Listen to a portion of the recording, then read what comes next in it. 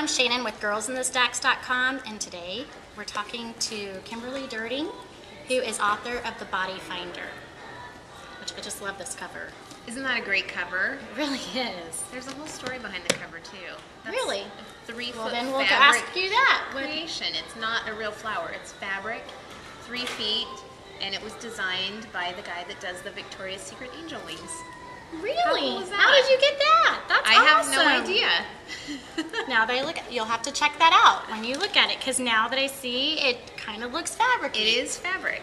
Yes, but it's beautiful. It is. Oh, I know. When I saw it, I just had to read it. That's part of my review. If you read my review, you'll see that first sentence. I did see that. Okay, so what prompted you to write such a dark story with a heroine who can sense dead ones where they're buried? I've always really liked dark stories. I grew up in a time without a lot of really good YA, so I was reading what my mom had laying around the house, and she had like Stephen King and John Saul, which are these really good, great ghost stories. And so I was reading like The Shining at 13 years old. So when I decided that I wanted to be a writer, my first book was this full-on adult horror novel, which was just god-awful. It was, I don't know if it was a ghost story or a monster story or this cult town, but it was kind of a mishmash of all of those things. I actually got an agent for it when I was in my early 20s, and it never reached publication. But you got an agent. But I got an agent, and so I've always been really drawn to dark stories. I mean, that's just kind of always been my bent, because that's what I like to read. I like dark stories. So, and now it's great because YA has blown up, and so there's all these good selections. There's good contemporary, there's good dark stories, there's romance. I mean, things that we did not have when we were growing up. No, we had the Babysitters Club. And then Nancy Drew. And I love the Babysitters Club, I'm just saying. And then you had to graduate to grown-up books. So, Which I love too. Okay, so your characters seem so realistic. I just, and okay, so especially Jay and Violet, and it's hard to believe they're not based on real people. So are they? They're not.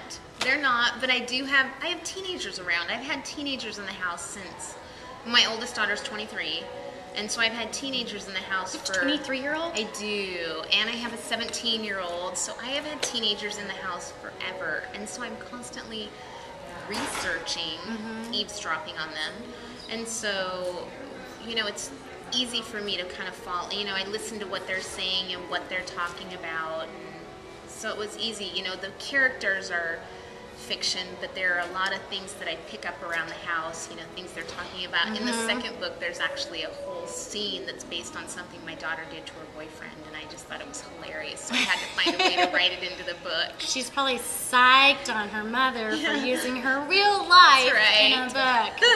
She's gonna love you. She'll say, just find me something, Mom. I'm sure it's more the boyfriend that'll be disappointed to see it. So maybe that's one of the reasons, but my next question is, with most YA books having the parents be practically non-existent, you know, you seem to have these parents that are continuously there for support. Right. I mean, they're, you know, sometimes they leave them to themselves, right, but they're always there to guard her. Yeah. I mean, how did you... And I think why that would you kind of stems the same thing. I thought, you know, there's a lot of books. I think it'd be really boring if all the books were the same. You know, if every book had the parents absent and every book had the parents looking over the shoulders. So I think it's good to have a nice mix. And for me, it made sense to have parents that were involved. And, you know, like with my kids, I'm there, but as teenagers, they kind of keep me at arm's length. So I'm there to a point. I'm there when they need me, and then I know when to back away. So and when to put the baby monitor underneath that's their bed. right. And the teddy bear cam, the nanny cam in their room. See, I'm already I don't know if I want to know that though.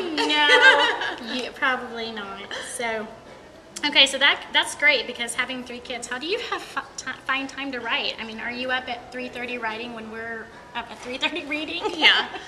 Well, when I was writing The Body Finder, I was actually working 2 jobs, and so I would get up really early and right before I had to get the kids off to school, and then I would go to work, come home, and thankfully have a really supportive husband who would come home and do the dishes, get the kids ready for, you know, do their homework with them, get them ready for bed, so I could just sit and write all Honey, night. are you listening?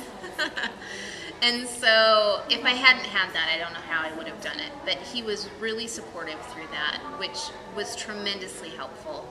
And then, you know, for the most part, now that I'm not working outside of writing, I write while they're at school. So. And what ages are your children? My kids are 23, so she's actually not in the house anymore. She's in college. Oh. And then I have a 17-year-old son who really doesn't want to talk to me much, and a 9-year-old daughter. He talks to me, like I said, when he needs me. So, which means money. Right, money or a ride, because he doesn't have his license yet. Oh, okay. Yeah. Okay, so a sequel to The Body Finder is coming out next year. Yep, March 15th. Desires of the Dead? Yes. Oh, March 15th? Yes, we have a date, March 15th. Okay, so can you tell us about that? Like, it's a sequel, so it has I can't to do tell with... too much. It is, Okay. of course, the same characters, and I didn't want to do just another serial killer book. I thought it would be ridiculous to spew out the same story over again. So She's going a different direction. there will be dead bodies, and Well, what? Her gift. Yeah, right. It would be silly. So I guess I can explain a little bit. She attracts the attention of the FBI. She finds a body and attracts the attention of the FBI, and so there may be use for Violet's abilities. Yes. That's really good. Yeah. I'm excited. I can't wait because I'm telling Good. I'm excited This is too. definitely one of my favorite books I've read.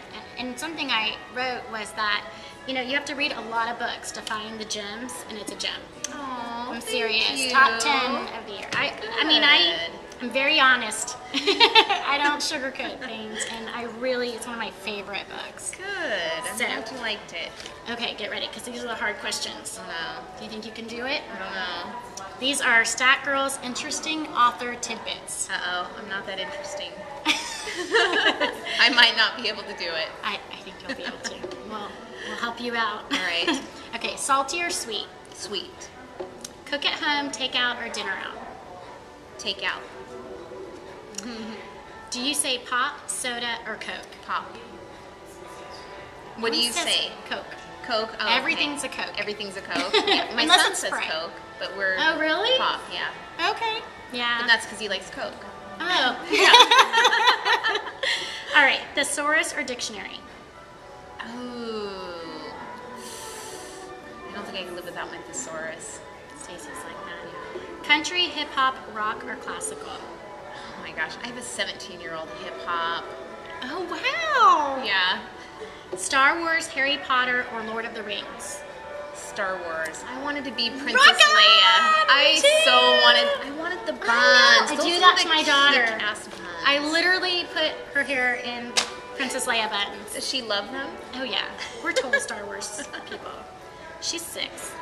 Okay, fiction or nonfiction? Fiction. Me too. I don't even read nonfiction. Texting, emailing, or talking on the phone?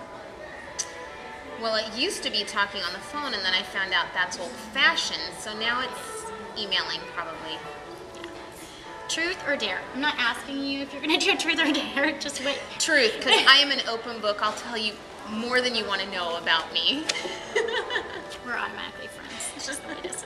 Okay, werewolf or vampire? Vampire. I'm a little bit afraid of them, though, so... Really? Yes, I really am. I have this actual true fear of vampires, so... Oh, wow. But I kind of like that. That horror girl in me kind of likes that. Werewolves don't really scare me very much. No, they don't. No. So did you have nightmares as a child whenever you were reading like Stephen King? Yes. And I love that. Yeah, okay. Well, that's where you have great stories then. Yeah. You know? All right. Well, thank you so much for meeting with us. Thank you. I cannot wait to put this on our site. And again, pick up the Body Finder. I promise you, you will not be disappointed. And with that, we'll see you in the stacks. Bye. Bye. Oh, good. You wait.